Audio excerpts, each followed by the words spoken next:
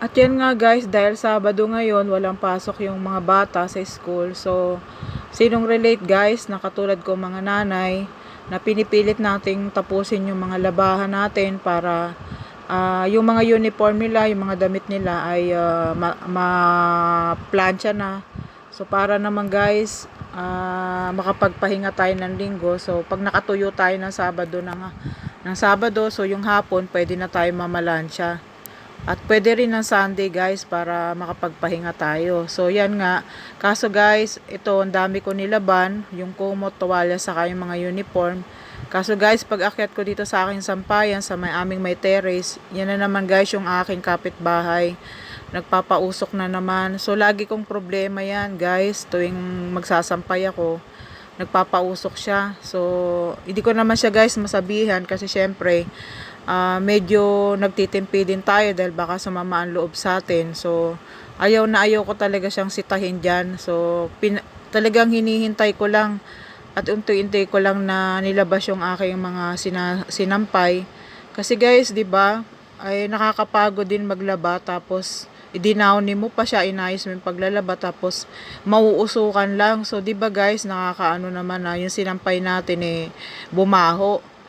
So, na-spin naman na yan, kaya konting oras lang, pwede na yung hanguin, matatapos. Kaya binabantayan ko siya guys, kasi maya't maya binabalikan ko yung sampay ko, kasi baka mamaya magpausok na naman. So sayang talaga guys yung pagod.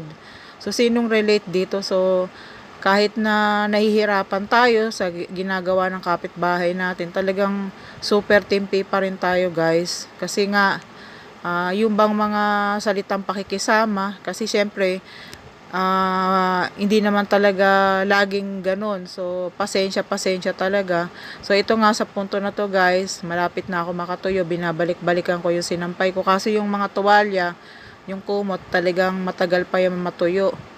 So, yan nga guys, hinihintay ko lang. At pag ipapasok ko na yan. At baka mamaya, bigla na naman siya maggatong guys. So, mahirap. Sayang yung pagod. So, yan nga guys. Yan, mainit naman, so madali lang ito matutuyo. So, paki-like and share na lang yung aking Facebook page na Uragon Mama.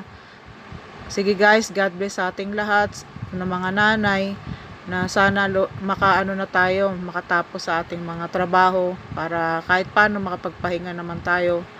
So, sige guys, God bless sa ating lahat. Paki-like and share and subscribe naman yung aking Facebook page, Uragon Mama.